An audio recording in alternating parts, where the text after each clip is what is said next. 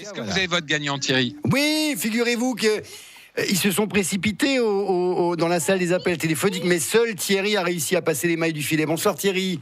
Bonsoir. Tout va bien à Valdigoffen? Tout va bien, là on est à Alkirch exactement. Pour être Oh très là précis. là, c'est vous dire s'il y a de belles balades à faire. Valdigoffen, Alkirch, Molsheim. Nos régions ont du charme, hein, Oh bah, c'est ça. mais vous êtes en vacances ou bien c'est pour des raisons familiales, professionnelles que vous faites la vadrouille?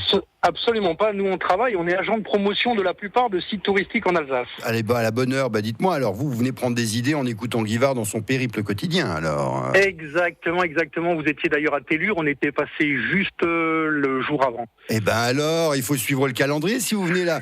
C'est avant, c'est pas l'heure, après l'heure, c'est plus l'heure, comme disait l'autre. C'est ça, oui, c'est ça, mais nous on connaît à peu près, on revit sans problème parce qu'on connaît tous les coins touristiques que vous visitez, puisque même ce qui concerne Bugatti, on a eu la chance pendant longtemps d'entretenir la fameuse Bugatti Royale, le coupé Napoléon de la Cité de l'Auto, dont vous étiez il y a 2 ou 3 jours, il me semble, ou la semaine dernière, je me rappelle. Il y a une quinzaine de jours. Mais alors, dites-moi Thierry, il est où notre ami Guy à Molsheim? Au musée de la Chartreuse à Molsheim. Exact. Musée de la Chartreuse, ancienne Chartreuse qui abrite aujourd'hui en fait le musée d'archéologie, d'où les pots tout cassés, le musée d'art et d'histoire, mais aussi la fondation Bugatti, où on trouve bien sûr des objets insolites, des documents et les souvenirs du génial Ettore Bugatti. Eh bien, vous savez, vous allez presque continuer à faire des balades parce que vous partez avec le pass musée de l'été qui permet à un adulte et 4 enfants d'entrer dans plus de 320 sites remarquables. Eh oui. J'espère que ça vous rappellera pas trop le bureau, vous qui êtes chargé de la promotion de lieux. Ah non, bien au contraire, nous c'est toujours un plaisir, et si on s'est battu pour construire une entreprise dans ce domaine, c'est justement parce que c'est ce plaisir qu'on a de goûter à toute la gastronomie alsacienne et visiter tous les sites alsaciens aussi. Elle s'appelle comment votre société, Thierry? M-Vidéo 68, on a fait d'ailleurs il y a même pas longtemps une vidéo sur la Royale, le coupé Napoléon qui a été mise en ligne sur notre site internet. Mais vous avez roulé avec?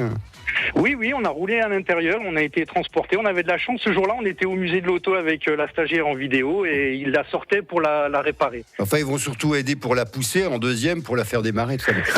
Vous savez, j'aimerais un jour la filmer le jour où elle descend de son piédestal parce qu'il faut pratiquement 7 personnes pour la sortir du musée de l'automobile, c'est assez impressionnant. C'est une vraie aventure. Mais la Bugatti Royale, contrairement à ce que beaucoup de personnes l'imaginent, sort régulièrement pour faire des tours de roue. Moi, j'ai eu l'occasion d'avoir tourné à Paris. Alors, je peux vous dire que elle était escortée par 6 motards.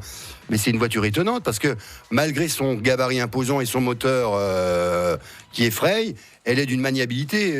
Et puis alors, ce qui est bien, c'est qu'il y a 3 vitesses sur la Royale, il faut le savoir. Oui. Tu fais tout en troisième.